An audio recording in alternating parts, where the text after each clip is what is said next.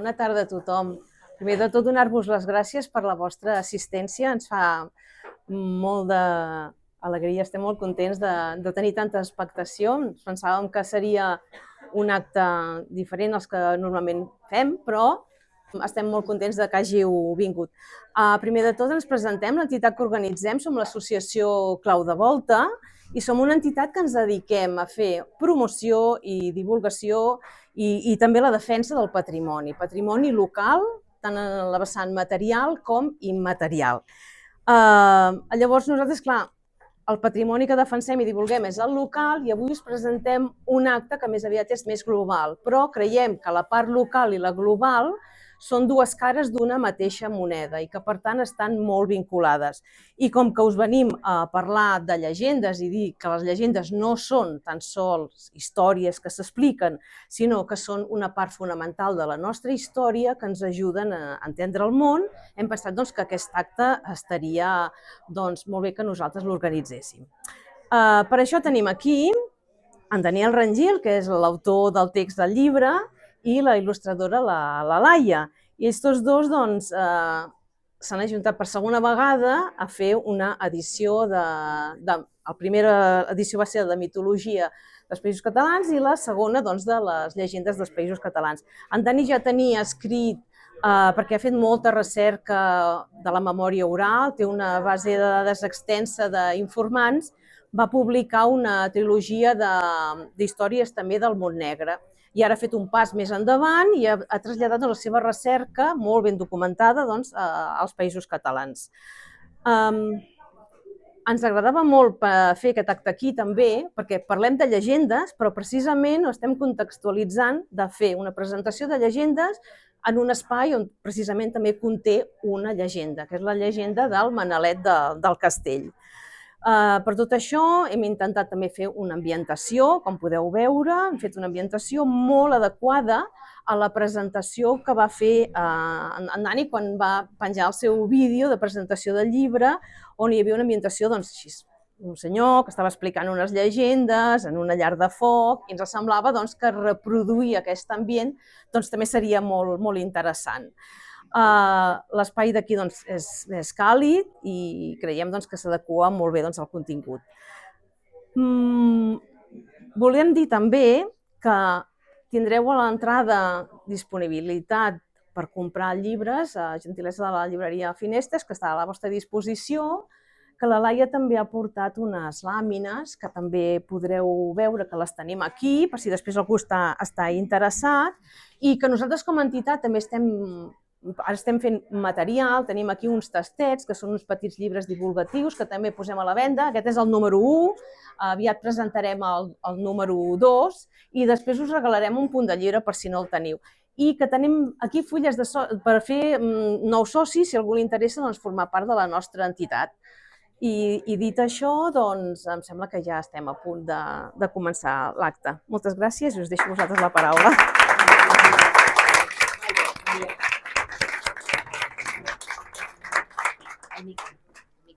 Bueno, com que tot això ho va inspirar un vídeo que vaig fer per presentar el llibre i anava amb esclops i barretina, doncs la barretina també me la posaré.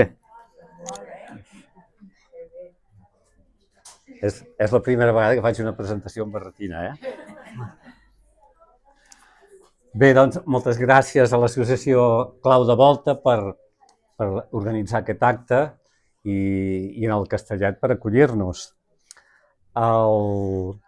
El llibre, moltes gràcies a vosaltres per venir a veure què us explico sobre llegendes i rondalles dels Països Catalans, que és un llibre que hem fet el mateix equip que vam fer l'anterior, el de mitologia dels Països Catalans, la mateixa editorial, la Laia Valdevell fent les il·lustracions.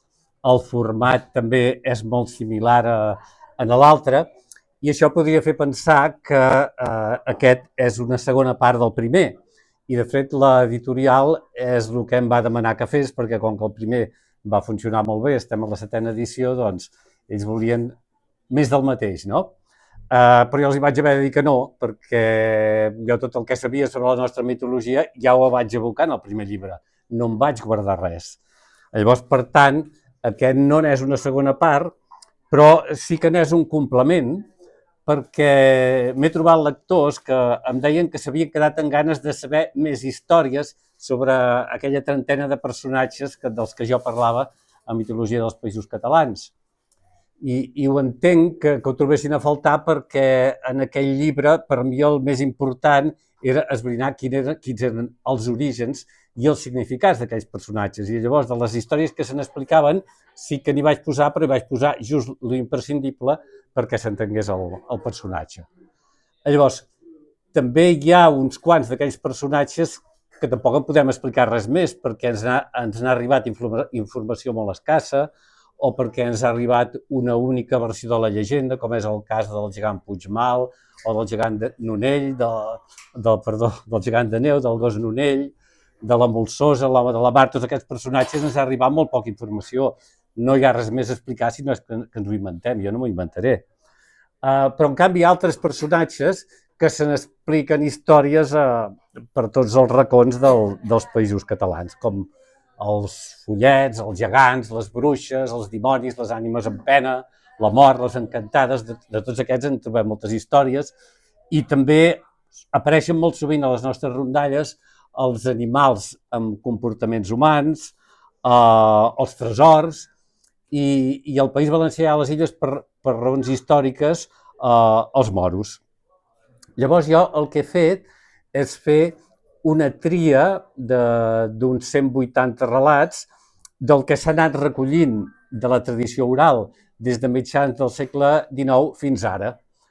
Una part d'aquests 180 els he recollit directament jo mateix de gent de la Serra del Montnegre que m'ho han explicat, i la resta són trets de 80 llibres, de 60 autors diferents, i procurant que hi fossin ben presents tots els territoris de parla catalana, inclosos aquells que són més perifèrics, com la Franja, Andorra, l'Alguer, la comarca murciana del Carxe, o l'illa habitada més petita dels Països Catalans, que no és Formentera, que és Tabarca. Com que al llibre hi ha 60 autors diferents, també hi ha maneres diferents d'explicar les rondalles. Els que ho hem fet més modernament, jo em penso que la tendència majoritària és de procurar ser el màxim fidel possible al relat oral, no? A la història tal com ens l'han explicat, polint-la una mica perquè es pugui entendre més bé. Però no és una cosa que ens l'haguem inventat ara, perquè això ja ho feia Sara Llorenç els primers anys del segle XX, o al segle XIX, Pau Bertran i Bros també ho feia així. Però en aquella època, molts dels que recollien rondalles el que pretenien era elevar aquells relats orals a una categoria literària per demostrar que el català era una llengua de cultura, que es podia escriure i que no era allò un patuès parlat pel poble ignorant, que ara són coses molt òbvies, però en aquella època doncs, no ho eren tant. Una de les coses que he volgut reflectir que m'ha agradat reflectir és poder recollir en un mateix volum les nostres diverses variants dialectals i també un ric vocabulari que sovint els diccionaris no recullen, però penso que en aquests temps d'empobriment galopant del català és bo que exhibim la riquesa que té. Clar, estem parlant d'una llengua que no té un estat que la protegeixi, sinó més aviat en té dos en contra, i és una llengua que els catalans l'estimem amb molta passió, tot i que de vegades les actituds no es corresponen amb els sentiments, perquè molta gent té inculcada una mentalitat de submissió lingüística que fa que de seguida es canviïn al castellà, quan el que hauríem de fer quan som al nostre país és parlar sempre i amb tothom en català, perquè si no ho fem així, d'aquí molt poc, d'aquí una o dues generacions, el català estarà igual que l'occità, que el bretó, que l'irlandès o que l'escocès. I una de les mostres d'aquesta devoció que sentim els catalans per la nostra llengua és que som campions mundials en diccionaris. Ara fa poques setmanes s'ha publicat l'Atles Lingüístic del Català, que és una feina feta en equip durant 80 anys, són 18 volums. Ja al segle XIX, Marià Aguiló va fer un diccionari de 8 volums. El 1931, Pompeu Fabra publica el que considerem el diccionari oficial, el normatiu, el diccionari pràctic de la llengua catalana, que l'Institut d'Estudis Catalans va actualitzant. Després tenim els diccionaris d'en Joan Coromines, si volem saber l'origen dels noms dels llocs i els seus significats, és a dir, els nostres topònims. Tenim els 8 volums de l'onomàstic en Catalunya. Si volem saber l'origen dels nostres mots, tenim els 10 volums de l'etimològic. No us penseu que sigui gaire normal que una llengua tingui un etimològic, un diccionari etimològic de 10 volums. Sabeu quants en té el francès o l'alemany? En tenen un. El castellà en té 4. I sabeu per què en té 4? Perquè el va fer en Joan Coromines. I ells, ben cofois que n'estan, de tenir un etimològic de 4 volums. Però el diccionari que més servei ens pot fer per llegir aquestes llegendes i rondalles són els 10 volums del diccionari d'Antoni Alcover i de Mort Gemoll. No cal que us compreu els 10 volums, de fet tots aquests diccionaris, el català valencià balear, els d'en Coromines, l'alt lingüístic, els podeu consultar de franc per internet. Antoni Alcover era un senyor amb una energia i una tossuderia descomunal i la va abocar a recollir tots els mots que es deien per tots els racons dels territoris de parla catalana i per això en aquells volums hi trobem mots que no trobem en altres diccionaris perquè són d'un ús més local, però són mots ben nostres i per tant doncs és una riquesa per la nostra llengua. Sobre el tema aquell de si hem de ser més fidels o no tant al relat oral, Esteve Casaponsa, que és un capellà de la Catalunya Nord, el 1907 escrivia a la introducció d'un llibre que ell recollia rondalles pels a netejar, els afegir, els apedaçar i els a posar altra vegada en una lleixa de l'armari que guarda les robes preuades. I amb aquest objectiu de convertir-les en peces preuades, Esteve Casaponsa és dels nostres rondallaires el que les escriu més llargues.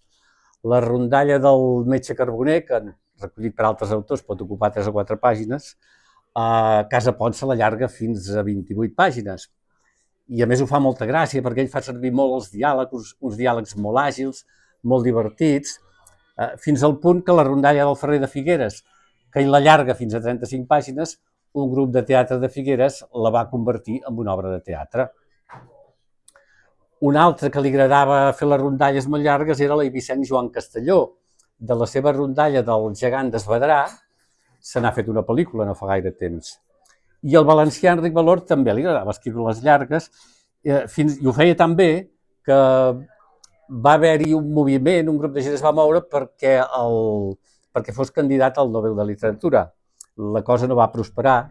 De fet, ja sabem que si escrius en català el Nobel de Literatura no te'l donaran mai perquè, si convé, la diplomàcia espanyola ja s'encuidarà que no te'l donguin, que és el que li va passar a Àngel Guimerà el 1904 i els 20 anys següents. Quina diferència hi ha entre una rondalla i una llegenda? En teoria, una rondalla és un relat que no pretén tenir cap aparença de realitat. I en canvi una llegenda, els personatges que hi surten poden haver existit, els llocs on passa poden ser reals, però a la pràctica moltes vegades t'expliquen una cosa i no saps ben bé si és una rondalla o una llegenda. Per treure l'aigua clara, si mirem la definició que en dona el diccionari de rondalla, diu narració generalment breu, popular, sovint de transmissió oral, de caràcter fantàstic, llegendari o amb elements reals. És a dir, que en aquesta definició ja entra tot i, per tant, no en traiem l'aigua clara. I la definició que dona de rondalla acaba dient destinada especialment a l'entreteniment dels infants. Bé, sí que hi ha rondalles que han estat pensades exclusivament per la canalla, que d'aquestes en el llibre no hi trobareu cap. De fet, de les 180 rondalles que hi ha moltes que els hi podeu llegir tranquil·lament i que segur que els hi agradaran, però abans de fer-ho, mireu-vos-les vosaltres perquè també n'hi ha d'altres que no són adequades per la canalla. De fet, n'hi ha que no són gaire adequades fins i tot per als adults, si més no, per aquells adults que els agraden les coses políticament correctes, perquè aquest és un concepte que quan es creen les rondalles no existia. Llavors, hi ha rondalles que reflecteixen valors que són plenament vigents i n'hi ha d'altres que no ho són gens. Jo, per si de cas, les rondalles que parlen de temes escatològics i de sexe, ja els he agrupat a l'últim capítol, perquè a qui no li agradi aquestes coses, doncs, que acabi la lectura en el penúltim capítol.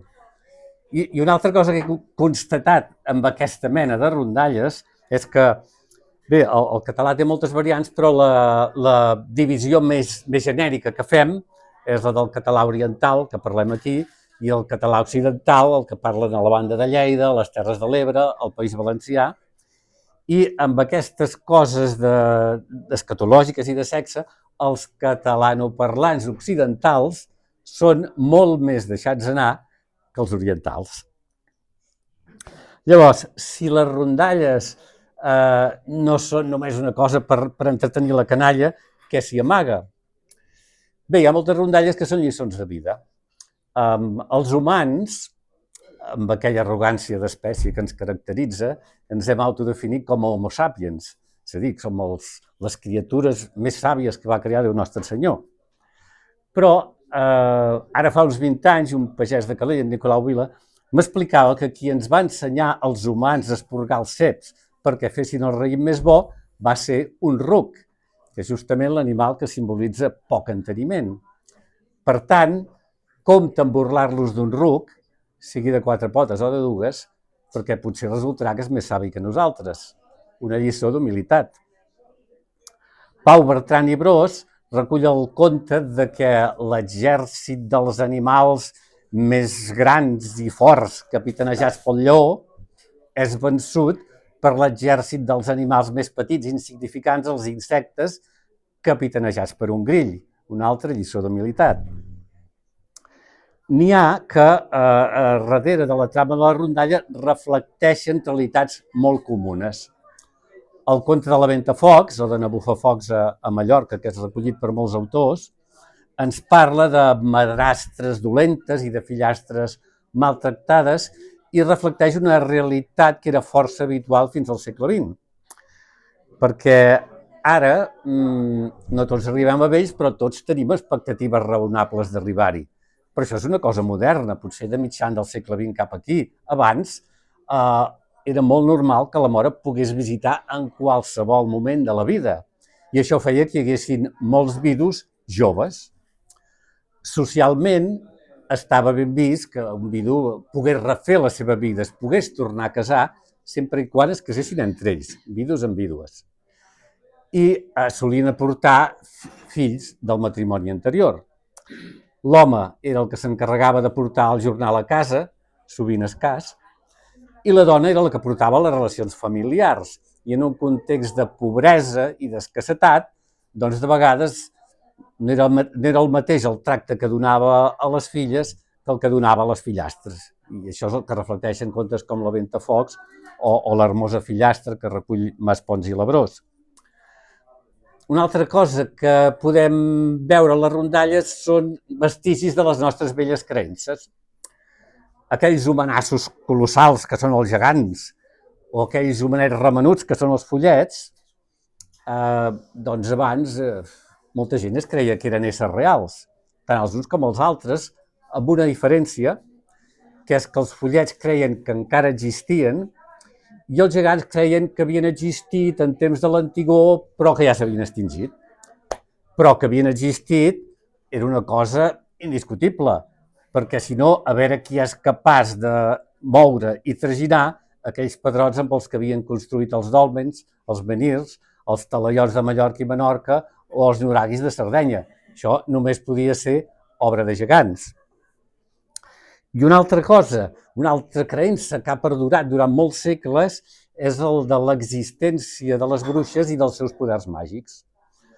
La història de la bruixa que converteix un noi en un ruc per fer-lo servir de bèstia de càrrega ja s'explicava a la Grècia clàssica. Després els romans la seguien explicant.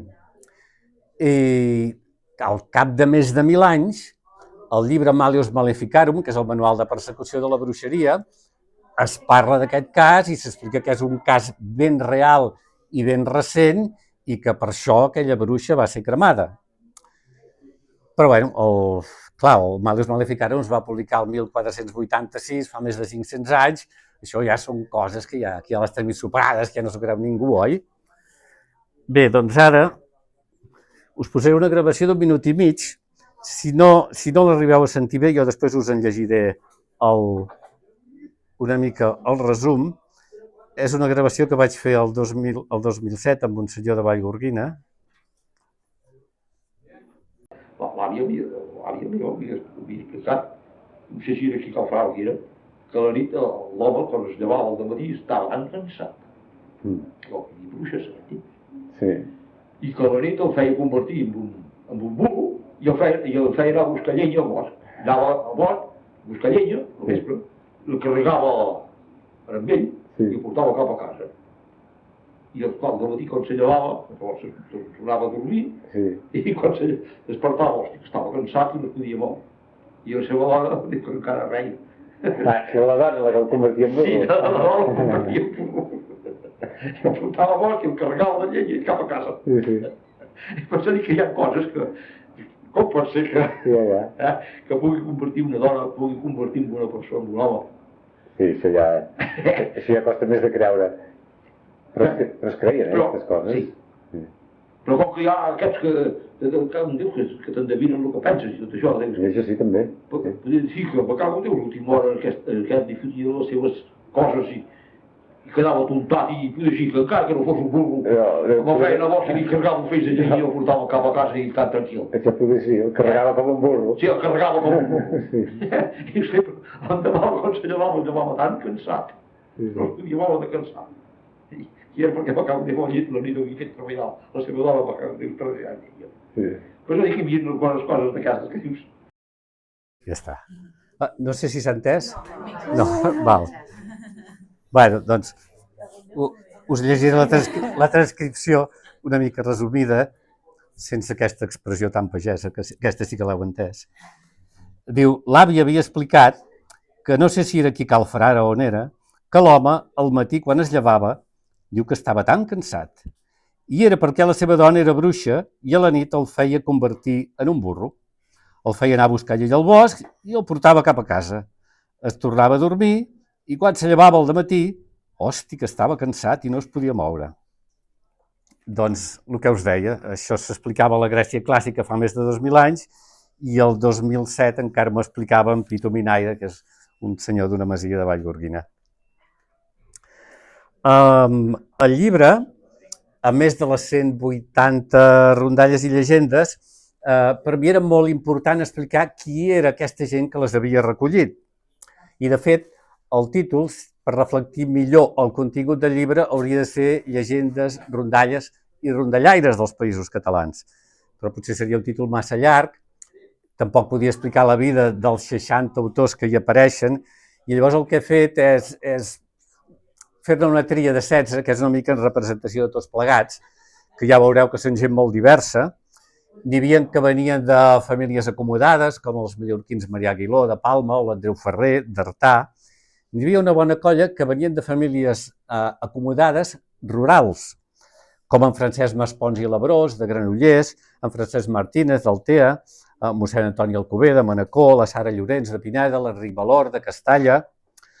N'hi havia un que era fill de l'alta burgesia de Reus, l'Eduard Toda, i n'hi havia un que era el més benestant de tots plegats i amb molta diferència, que era l'arxiduc Lluís Salvador, membre de l'alta aristocràcia europea, emparentat amb els Habsburg i amb els Borbons. Lluís Salvador neix a la Toscana el 1847 i ja des de ben jove es dedicava a fer creuers per la Mediterrània amb el seu iot. Quan tenia 20 anys va parar a Eivissa, i en queda enamorat. Després va parar a Mallorca i en queda encara més enamorat de la Serra de Tramuntana. I com que era un ricatxo i no li venia d'aquí, i compra mitja dotzena de les millors possessions de la serra, amb una d'elles s'hi fa al Palau de Miramar per quedar-s'hi a viure ell, tot i que tampoc hi vivia tot l'any perquè ell seguia fent aquests creuers per la Mediterrània que duraven mesos i a més no hi anava sol, hi anava acompanyat per una colleta d'amics i amigues. Lluís Salvador era un senyor amb una moral sexual molt liberal i a dins del iot tot estava permès i tothom s'embolicava en qui li semblava. Es nota que portava sang de Borbons. Però a part d'això, és a dir, a part d'aquesta vessant hedonista, Lluís Salvador era un senyor d'una gran cultura i d'una gran capacitat intel·lectual. Suposo que això li venia dels Habsburg, no crec que li vingués dels Borbons. I ell va aprendre el català de Mallorca, parlava mitja dotzena de llengües més, escrivia llibres, dibuixava de meravella, és a dir, era un superdotat. I a finals del segle XIX, ell publica el llibre Rondalles de Mallorca. Aquestes rondalles no les recollí directament, sinó que paga amb un professor, l'Antoni Maria Penya, que durant l'estiu del 1894 volta per 40 pobles de l'illa, recull 169 rondalles, l'arxiduc en tria 56, les repassa una mica, poquet, i les publica l'any següent en una edició bilingüe en alemany i en l'original, en el mallorquí de finals del XIX. A l'altre extrem de l'arxiduc hi tenim folcloristes que venen de famílies molt humils. Joan Amades mateix neix al Raval el 1890 i els seus pares de petit el deixen amb els avis materns, que eren pagesos al poble de Bot, a la Terra Alta. Suposo que perquè devien pensar que amb una masia almenys el plat de taula el tenia assegurat. Quan Joan Amades torna a Barcelona, va a escola en molt poc temps, als 9 anys ja ha de plegar per posar-se a treballar i ajudar a l'economia familiar, i als 12 anys ell sol ja porta una parada de llibre de vell. I tota la formació cultural que adquireix Joan Amades, per una banda li ve que era un lector compulsiu, suposo que aleshores que estava allà a la parada i no tenia clientela, vinga a llegir llibres, i també perquè ell freqüentava els Ateneus barcelonins, que eren aquells centres culturals impulsats per gent d'esquerra. Un cas bastant similar és el de l'eivissenc Joan Castelló, que també ha de deixar l'escola als 9 anys, agafar qualsevol feina que li surti, ajudant d'un pastisser, venent diaris pel carrer. I Joan Castelló també adquireix la seva formació cultural a les classes nocturnes del Centre d'Acció Social d'Eivissa, que era un centre catòlic impulsat pel capellà i historiador Isidor Macabí, que va tenir influència amb ell, també amb el tema de les rondalles i llegendes, perquè Isidor Macabí era un historiador, ell va fer una història d'Eivissa, un totxo, bueno, quatre totxos, que eren 4 volums, i una cosa molt curiosa és que en un llibre d'història hi té tot un apartat que parla de les creences dels eivissencs i dels follets i de totes aquestes coses. Per qui anàvem? Sí, un altre que també era de família molt humil, era de Menorca, Francesc Camps. Francesc Camps, els seus pares eren pagesos a mitgers, és a dir, que anaven a mitges amb l'amo i que prou feina tenien a posar al plat de taula els seus 8 fills. A cap edat els treien d'escola, els posaven a treballar a la terra. Des d'on vivien, al Mas del Branca, fins a l'escola de Mitjorbanc, hi havia una hora de camí i en Francesc Camps hi anava descalç. I ell no el van treure d'escola perquè es veu que de petit era tan desnerit que no servia per agafar una aixada i cavar la terra. I llavors 2 capellans van veure que era un noi que servia pels estudis, el van protegir i d'aquesta manera va poder arribar a fer la carrera de Medicina a Barcelona i quan va acabar torna a Mitjorgran i va ser allà el metge del poble tota la vida, durant més de 50 anys, fins que va morir el 77. I si aneu a Mitjorgran, ja fa anys que va morir, fa molts anys, veureu que era un personatge que va ser i que encara és molt estimat, el carrer on vivia porta el seu nom, l'escola del poble també, el cementiri i la seva família hi té un lloc preeminent i tot el seu llegat està guardat a la biblioteca del poble. I mossèn Cinto Verdaguer, que és molt conegut com a poeta, però no tant com a recol·lector de rondalles, també era d'una família humil. Els seus pares eren de Folgueroles, de la Plana de Vic, el seu pare feia de pagès i a l'hivern, si li sortien feines de paleta o de picapedrer, també les aprofitava. Molts d'aquests rondallaires van patir les conseqüències de ser fidels a les seves conviccions.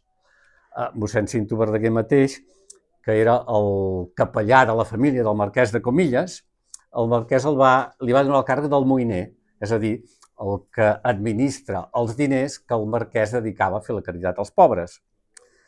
Clar, va córrer la veu i cada vegada s'hi feien més cues. Mossèn Cinto no volia negar aquella caritat a ningú el marquès li deia que allò se li estava sortint de mare, que ja hi havia de posar límits, mossèn Cinto no va voler i al final el va despatxar. Joan Castelló, el d'Eivissa, es va veure obligat a anar a viure a Mallorca perquè cada setmana s'havia de presentar al jutjat de Palma després que un tribunal militar l'encausés per un article que havia publicat en què era crític amb una actuació que la Guàrdia Civil havia fet en una manifestació al poble d'Arnedo, La Rioja, en el que havien matat a trets a 11 persones i n'havien ferit 30. Francesc Martínez, el d'Altea, que era un senyor liberal, republicà, catalanista, quan esclata la guerra del 36, els elements revolucionaris més extremistes li prenen tot i el volen matar senzillament perquè és un propietari rural. Ell es va haver d'amagar una temporada i després pot tornar al seu poble perquè és la mateixa gent d'Altea la que el protegeix i el que l'alimenta durant una temporada. Andreu Ferrer, d'Artà, aquest senyor era mestre, ell era un senyor de dretes i un devot catòlic, però tot això no li serveix de res quan els feixistes agafen el poder a Mallorca, el deixen sense feina, perquè per molt de dretes i catòlic que fos, era catalanista. Sara Llorenç, de Pineda, estava casada amb un conseller de la Generalitat Republicana, Manuel Serra i Moret, s'ha d'exiliar per roja separatista i ja no pot tornar mai més a Pineda, mor a l'exili 1954 a Perpinyà. Enric Valor, de l'any 66 al 68, se'l passa a la presó per les seves activitats antifranquistes. I podríem seguir. Bé, ja veieu que tots eren gent molt diferent, tant per el seu origen social com per el seu pensament polític, però tots tenien un tret en comú, que era el seu amor i el seu compromís amb la llengua. I va ser aquest amor per la llengua catalana els que els va empènyer a salvar-ne el llegat oral. I qui comença a fer això als Països Catalans, el primer que ho fa és Marià Aguiló, que només amb 16 anys, el 1841, ell comença a recollir rondalles i cançons a Mallorca. De la importància que va tenir Marià Aguiló per la cultura catalana, potser ara no en som prou conscients, ho resumeix molt bé l'historiador i escriptor Alfred Bosch en el llibre Obriu pas, que ell diu: no valorarem mai prou el sac de sentit comú i lògica lingüística que Aguiló va aportar a les lletres catalanes. Realment, ell va ser el pioner de la unitat de la llengua i dels països catalans. Coneixia a la perfecció Mallorca, València i Barcelona, on va viure i treballar. Va fer tantes xarxes i connexions com va poder entre territoris. I el seu model de llengua, en contrast amb d'altres, encaixava amb les necessitats de les diferents modalitats. Acusat d'arcaic i de carca, va ser el més avançat i visionari, a banda de ser providencial en la salvació del català. Esteve Casaponsa, que era aquell mossèn de la Catalunya Nord de Ceret, a la introducció d'un llibre que publica el 1907, Els contes vallespirencs replegats per en Mir i no en toquis, ell defensa així la unitat del català i la diversitat al mateix temps. Diu: sem a Barcelona o a Rosselló? El barcelonès diu: jo parlo. El valencià diu: jo parle. El mallorquí diu: jo parl. El rossellonès diu: jo parli. Qui té raó? Jo pensi que tots quatre ne tenen. En la mateixa línia, el també capellà mossèn Antoni Alcover, que era un senyor molt, però que molt de dretes i extremadament conservador, però que també estimava amb passió la nostra llengua, en una carta que escriu el 1909 amb un col·laborador seu, defensa així la unitat de la llengua catalana. Diu: jo, en el brindis del banquet, vaig entregar el meu tom gros dient que, essent escrit a Mallorca, estampat a Catalunya i oferit a València, simbolitzava la trina unitat de nostra raça. El català Francesc Maspons i Labrós, el de Granollers, ell va fundar la revista Lo vaig saber el 1868 i a la capçalera, amb lletres ben grosses, hi posava feta per escriptors catalans, mallorquins i valencians. I en En el primer número hi ha un article que ve a ser com una declaració de principis de la revista en la que diu: protecció per tot lo català, vinga d'allí on vinga. Tot escriptor que en català escriga trobarà les portes del gai saber de bat a bat obertes. Qui vull escriure en altra llengua, prou diaris té per omplir-hi planes. Som i volem ser catalans, i perquè ho som i ho volem ser, en català parlem. L'arxiduc Lluís Salvador, que no tenia el català com a llengua materna, ell va publicar molts llibres, tots en alemany, tret de 3 que els va publicar en català. Joan Castelló, el d'Eivissa, ell per guanyar-se la vida tenia una impremta i des de l'any 1945 fins al 1979 va anar publicant uns almanacs, aquestes publicacions que surten un cop l'any, com el calendari dels pagesos, però ell parlava de les coses d'Eivissa i de Formentera. I ja des del primer número, el 1945, ell ja, en plena postguerra, hi introdueix articles en català. I el 1953 ja havia fet un recull de rondalles, ell les titula Rondalles eivissenques, les porta l'editorial Moll, i l'editorial Moll no s'atreveix a publicar-li perquè tot el llibre és en català. I ell, en comptes d'arronsar-se, doncs assumeix el risc i les publica pel seu compte. L'Artur Quintana, que és un barceloní que ha fet estudis de lingüística del català, de l'aragonès, de l'occità, de l'alemany, ell ha recollit rondalles al Carxe i a la Franja, i als anys 80, en una entrevista sobre la situació del català a la Franja, ell deia això: s'ha dit, amb més o menys raó, que Catalunya, el Principat, ignora València o les Illes, però ben poc s'esmenta que tots ignorem l'Aragó. Aquelles terres són certament unes comarques d'incòmoda identitat. Els valencians, mallorquins, etc., són, si més no, això, valencians, mallorquins. La seva catalanitat pot assumir-se més bé o més malament sota el nom de valencià o de mallorquí. Res d'això no passa a l'Aragó. Aquí no hi ha ni nom per la llengua, que és anomenada xapurriau. I en una entrevista que li fan més recent, el 2016, al Diari de Teruel, quan li pregunten quins són els perills pel català a l'Aragó, ell respon: ante todo, la presencia de un 70% de nuestra población con actitudes abiertamente anticatalanas y de fuerte autoodio en los territorios catalanófonos. Francesc Martínez, que el d'Altea, que va ser el primer que va recollir rondalles al País Valencià, ell en el pròleg d'un llibre que publica el 1927, Llegendes, tradicions i costums del Regne de València, i escriu unes coses que no sembla que siguin escrites fa 100 anys. Diu: les manifestacions culturals genuïnament valencianes havien desaparegut. La llengua vernàcula havia sigut tirada per els maltratats i romputs finestrals dels edificis públics.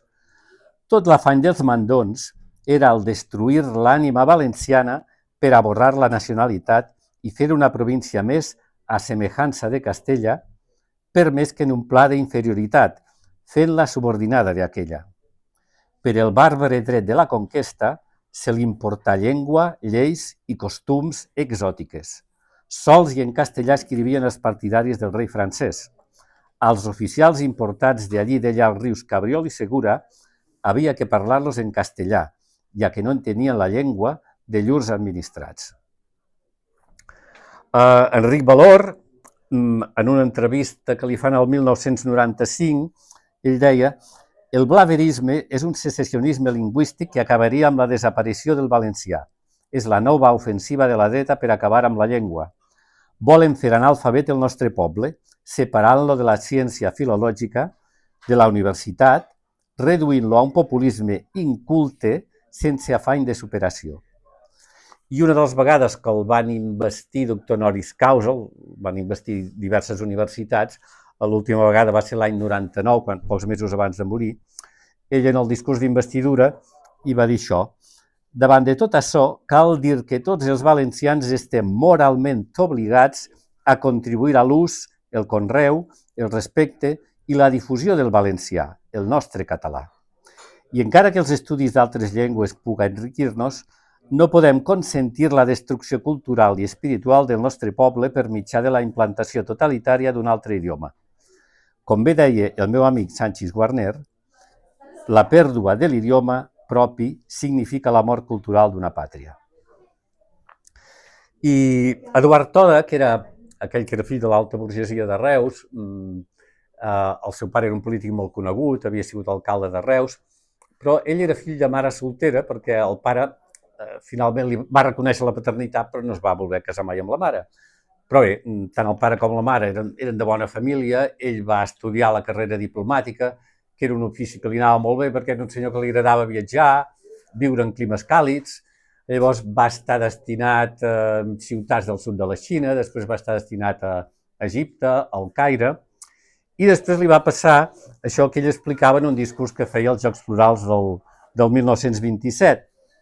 Diu, després de 12 anys passats entre l'Àsia i l'Àfrica, en terres sense hivern, mon ministre tingué la bona pensada d'enviar-me al nord de Rússia, i més concretament al port d'Helsingfors, és Hèlsinki en suec.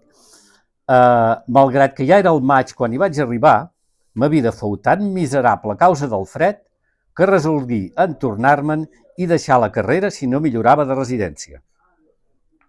I ell en el discurs encara no ho va explicar tot, es veu que Hèlsinki hi va durar 3 dies. Però bueno, com que era un senyor que tenia bons contactes, quan va tornar aquí doncs li van buscar una altra destinació, el destinen de cònsol a la ciutat de Càller, a Sardenya, clima mediterrani, perfecte. Abans d'anar-hi, se'n va a veure el que era el gran prom de les lletres catalanes d'aquell moment, estem parlant del 1887, era Marià Aguiló, i és Marià Aguiló qui li diu, home, si vas a Sardenya, vés fins a l'Alguer, a veure com ho tenim, això del català, a veure si encara hi ha algú que el parli. I dit i fet, Eduard Toda va a l'Alguer i constata que ja tothom segueix parlant el català. Ell no tenia pas vocació de folclorista ni de rondallaire, però aprofitant la vinentesa que era allà i que jo suposo que la feina d'aquesta diplomàtica tampoc li ocupava gaires hores, doncs va recollir rondalles i cançons de l'Alguer i després tot el que va veure allà aquí ho va difondre amb escrits en revistes, en llibres, en conferències, i és per això que considerem que Eduard Toda és el redescobridor de la catalanitat de l'Alguer. I Eduard Toda, en aquest mateix discurs que feia el 1927, hi deia: «Los catalans de Londres, com los de les diverses parts del món on vaig trobar-me en contacte amb ses colònies, conservaren sempre l'esperit, les costums i fins diré l'ànima de nostra terra. Trobi raríssimes excepcions dels que afectaren oblidar son origen o no saber la llengua nadiva o fins haver perdut el desig de tornar a la casa pairal. Baix los climes tropicals de l'Orient Llunyà, en les regions ardents del vell Egipte, en Itàlia o al nord d'Europa, arreu on he viscut amb compatriotes, en tots he sentit vibrar el mateix sentiment d'amor a la terra que portem infiltrat a l'ànima, perquè nasqué amb nosaltres i a través de les glòries i les misèries de la vida ens acompanya com a etern consol en nostra peregrinació pel món».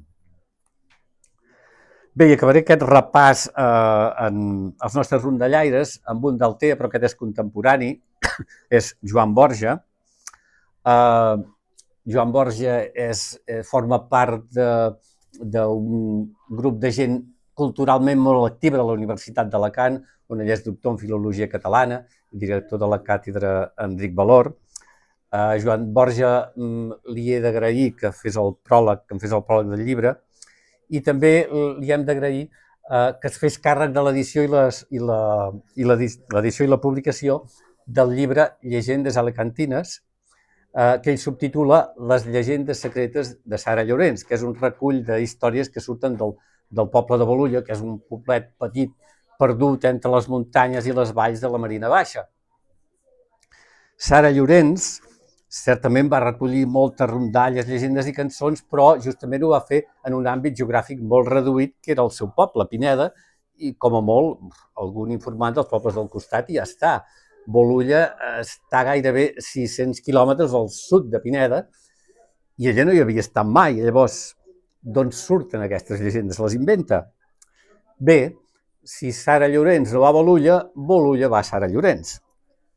La família materna de Sara Llorens eren els amos d'una masia que està a dalt de la carena de la Serra de l'Arbosseda, la masia es diu Can Carreres, de fet és encara en terme de Pineda.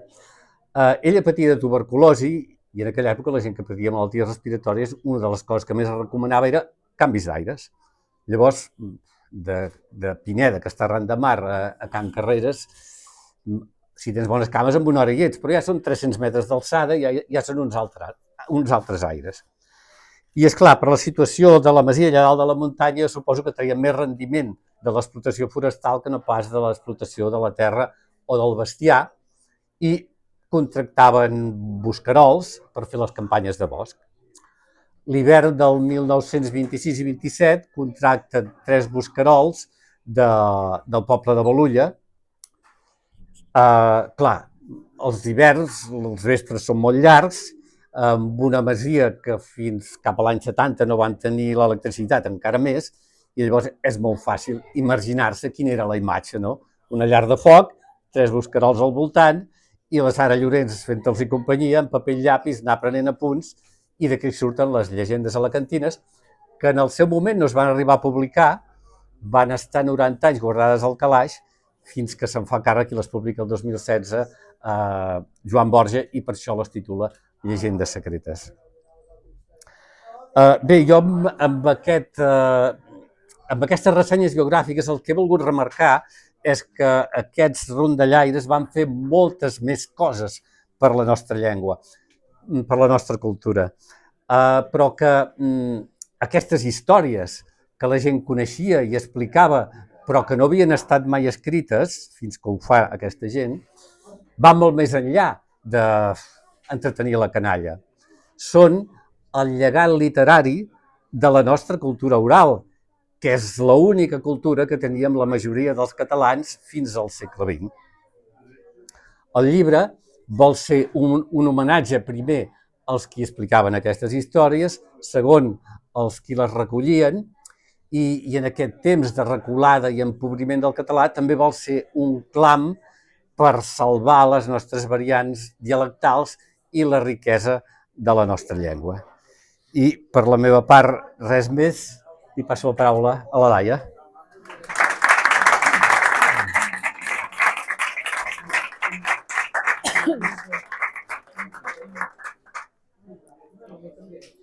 Bé, bona tarda. Procuraré ser breu i no robar-vos més temps.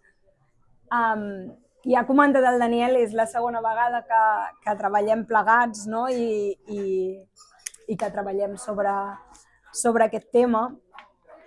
I una mica el que a mi m'agrada molt fer és reivindicar el poder de la imatge com a transmissor de coneixement, no? Sovint la deixem sempre relegada a aquesta cosa decorativa o anecdòtica que acompanya el text, però quan parlem de preservar la cultura i parlem de transmetre, no? De deixar fixat a certs elements de la nostra cultura que a vegades són molt efímers, no? Si parlem de cultura de tradició oral, la imatge és un transmissor molt directe i molt efectiu, no?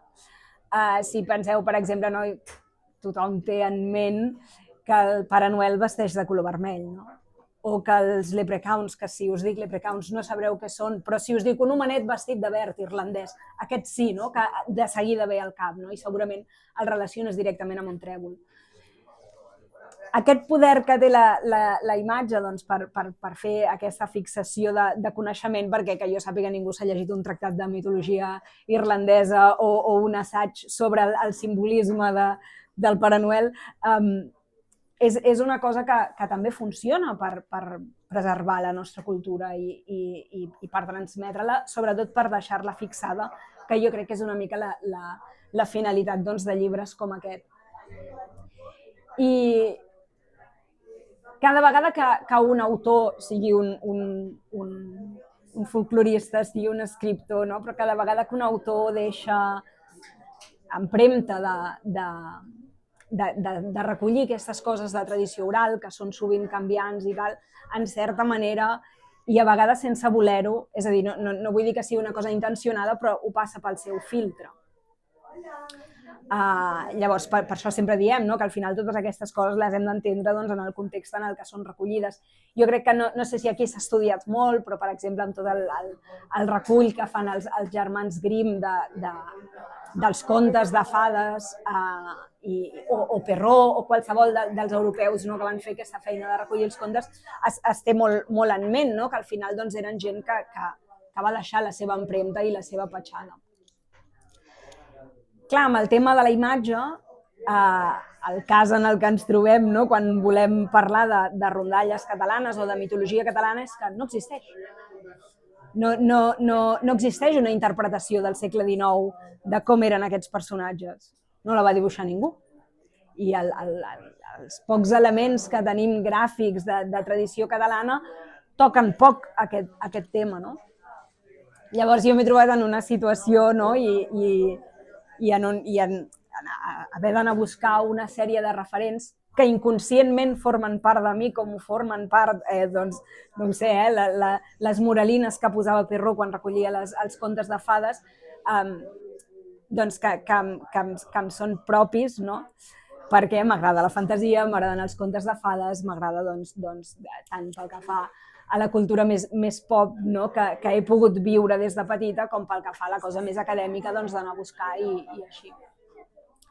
Llavors jo crec que una mica, no, aquesta feina de deixar fixades certes imatges perquè algú les pugui relacionar directament amb la nostra cultura popular, doncs ha estat una mica, no, l'exercici que he procurat fer acompanyant el Daniel amb aquests llibres. I suposo que també inconscientment, i perquè és aquest el bagatge doncs suposo que també de manera no especialment intencionada, no?, però el fenomen en el que m'he trobat fent aquest exercici és que, encara que no ho vulgui, l'acosto a la gent de la meva generació, perquè al final els meus referents no són gaire diferents doncs, de qualsevol nano crescut als anys 90, no?, que va créixer amb Harry Potter, amb El Senyor dels Anells, que li va arribar el 3XL, que, és a dir, tenim tota una sèrie de referents estètics de la cultura pop que a mi em surten quan m'intento imaginar els personatges més nostrats dels que no hi ha referents. Per exemple, per no parlar tan en abstracte, no? Quan jo vaig llegir per primera vegada sobre el Comte Arnau, el meu cap se'n va anar a pensar en els espectres de l'anell del Senyor dels Anells, no?, que són aquelles criatures vestides de negre amb uns cavallots que els hi penja una mena de bava negra, no? I el referent era molt clar i molt directe, no? I quan aquí parlem doncs, d'ogres i gegants, doncs el meu cap se'n va als meus propis referents, doncs, que són doncs, el troll de Harry Potter i aquestes coses. I jo penso que l'exercici aquest en certa manera ens ajuda a fer una mica aquesta cosa que avui en dia ja no fem amb la cultura popular, que és acostar-la a la nostra contemporaneïtat i explicar-la des del lloc on nosaltres som. I una mica jo crec, no?, que és aquest equilibri entre el rigor històric amb el que treballa en Daniel sempre i aquest afany d'anar a buscar aquestes fonts originals i jo trobar-me amb aquesta de que no existeixen fonts originals i que tot és una mica més lliure. I he de dir també, i ja amb això ja acabaré, que no sé quants de vosaltres esteu molt posats en tecnologia i coses d'aquestes, però avui en dia ens ha arribat una mena d'enemic gegant, que és la intel·ligència artificial, no?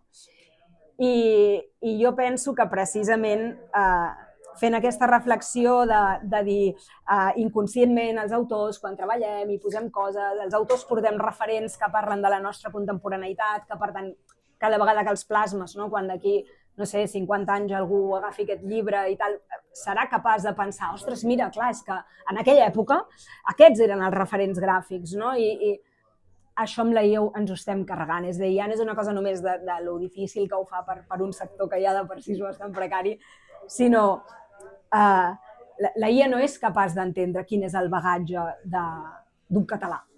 Jo li puc preguntar a la IA com s'imagina la Molsosa, no?